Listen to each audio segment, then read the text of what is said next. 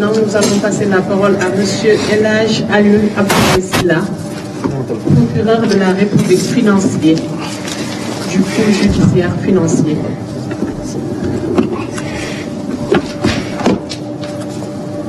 Je pense que M. le procureur Ibrahima Ndoye a donné assez de détails concernant les dossiers qui sont en cours. Donc, beaucoup de révélations ont été faites, des statistiques ont été données. Je pense qu'au sortir de cette rencontre, l'opinion sera plus édifiée.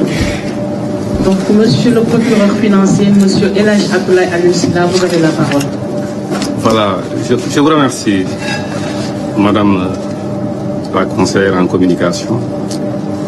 Je voudrais remercier Monsieur le procureur général qui nous accompagne dans cet exercice.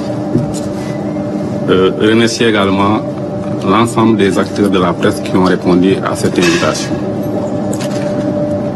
Mon intervention va être axée sur l'installation de la poule, l'installation du pôle judiciaire financier, mais également les différentes activités qu'il a menées donc, depuis son installation. Face aux exigences démocratiques et au respect de ses engagements internationaux, l'État du Sénégal a décidé de mettre en œuvre une institution judiciaire efficace, capable de renforcer l'État de droit, d'assurer la protection des ressources publiques et d'offrir aux citoyens devenus de plus en plus exigeants une justice beaucoup plus performante. C'est ainsi que la loi numéro 11/2003 du 2 août 2023 instituant le pôle judiciaire financier, doté d'organes de poursuite, d'instruction et de jugement, donc, a été voté. Ce pôle a pour mission la poursuite, l'instruction et la répression des infractions à caractère économique et financier, comme le blanchiment de capitaux, le financement du terrorisme, la corruption et les actes assimilés, sans oublier les trafics de tout genre. Il est animé par des magistrats qui disposent d'une compétence sur toute l'étendue du territoire national. Le pôle judiciaire financier a, au sens de l'article 773.93 du moins du Code de procédure pénale, une compétence concurrente à celle des juridictions de droit commun. Mais il a également une compétence exclusive pour la poursuite des infractions à caractère économique ou financier prévues par l'article 677/94. Depuis son installation, le 17 septembre 2024, le pôle judiciaire financier a ouvert plusieurs enquêtes. Parmi ces enquêtes, certaines ont été confiées à la section de recherche de Dakar et elles seront bouclées d'ici la fin du mois d'avril 2025. Il y en a une qui a été confiée à la section de recherche de Thiès. Au moment où je vous parle, il y a des personnes qui sont gardées à vue. La procédure est en train d'être bouclée en vue de déférer ces personnes mises en cause dans cette procédure. La section de recherche également de Saint-Louis a été saisie d'une procédure et les enquêtes sont en cours dans cette brigade. Il y a aussi des enquêtes qui ont été confiées à la DIC. Je dois dire que la plupart de ces enquêtes ont été bouclées et les procédures ont été transmises au parquet qui a saisi les juges d'instruction.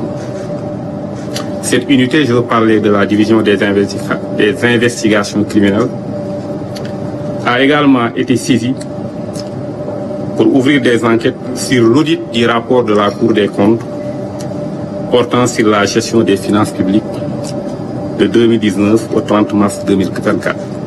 Donc la saisine a été faite hier. Les enquêtes qui ont été ouvertes ou transmises au parquet financier ont abouti à l'arrestation de 262 personnes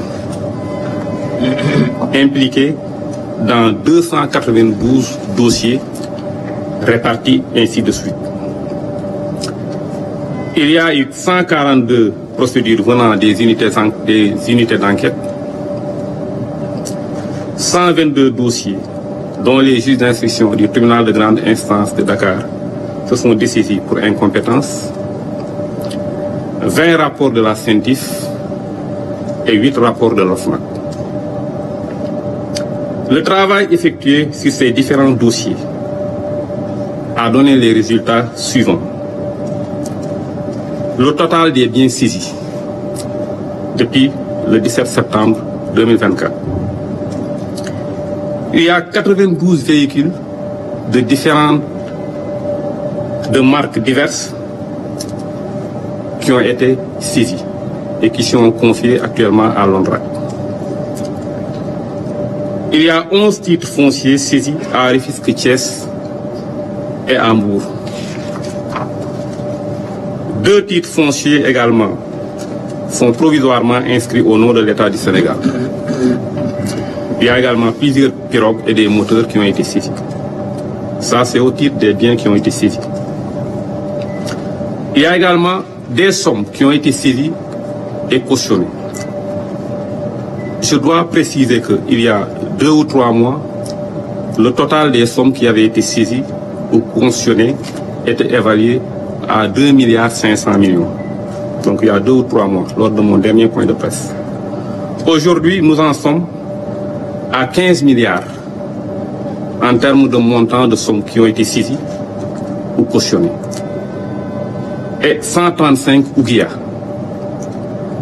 Ce travail a été effectué en 7 mois d'activité du pôle judiciaire financier.